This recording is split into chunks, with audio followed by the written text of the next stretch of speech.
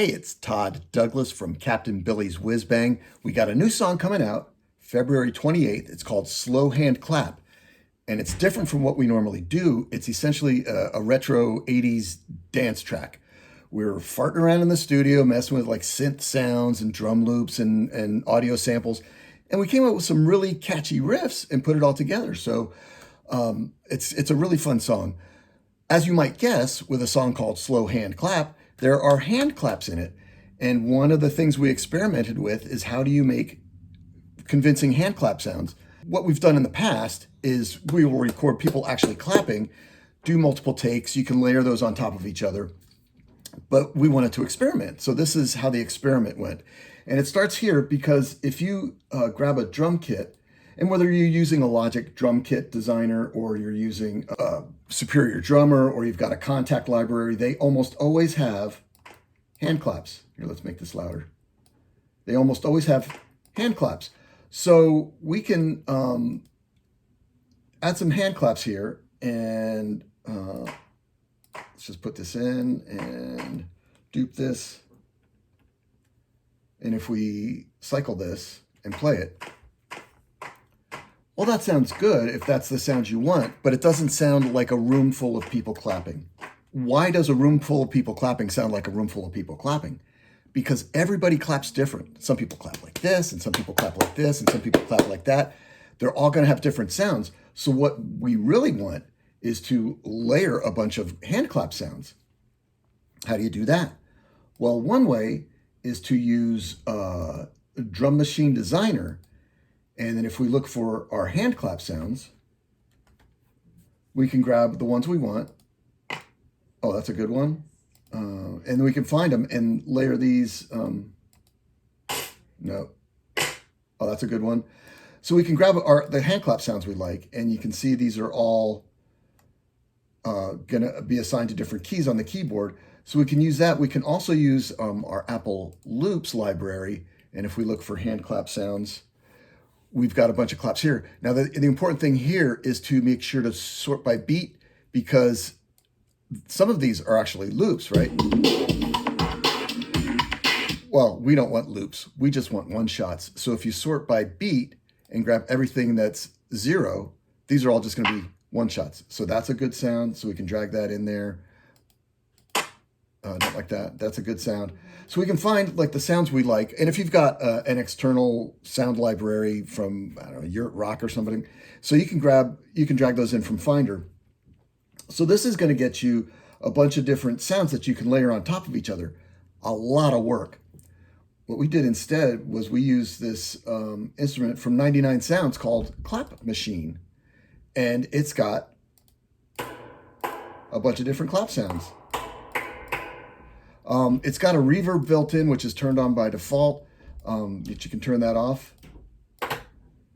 And now we got all these different clap sounds. And you can also do some adjustment of the transients. But this is really nice because now we've got a bunch of different clap sounds we can use. So let's make another MIDI region here.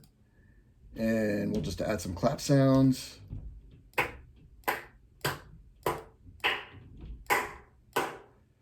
And then we'll dupe all this. Now if we loop this,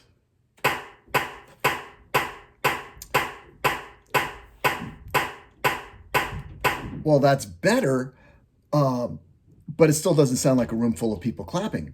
Why is that? Well, everybody's going to clap different, but they're also going to clap different every time. So what we need to do is adjust. We can use MIDI transforms for this. So MIDI transform, because these are all MIDI notes, MIDI transforms are just going to change what you can do with that. What we want to do here is change the pitch, and this is built in. We can change pitch, velocity, and length. Now, I don't really care about length, so we're just going to make that go through. But we can randomize the velocity, and we'll change that to like maybe between 75 and 100. And then the pitch, some of these samples in the ClapMachine have a reverb built in. I don't want the reverb, so I'm going to go from C-1 to C2. And so we can just select everything and operate. And now we can see that we've got randomized sounds. different velocities, different lengths. And if we go and listen to this, okay, well, that is much, much better. It's different every time. This is too loud. Let me just lower lower the volume on all these things, because this is just going to be way too much for us. And okay, so that's good. Still doesn't sound like a room full of people clapping. Why is that?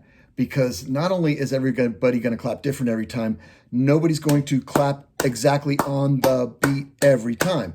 So let's do this one more time. So let's transform this again. And we can use the same transform we've already got. Select and operate. Now the other thing we're going to want to do is change where this starts. Now there's not a built-in MIDI transform for this, but we can go to new parameter set and we can change. And you can see you can do lots of stuff with this parameter set. What we want to change is the position. So we want to randomize it. And if this is, you can randomize it to beats, or you can do it to ticks.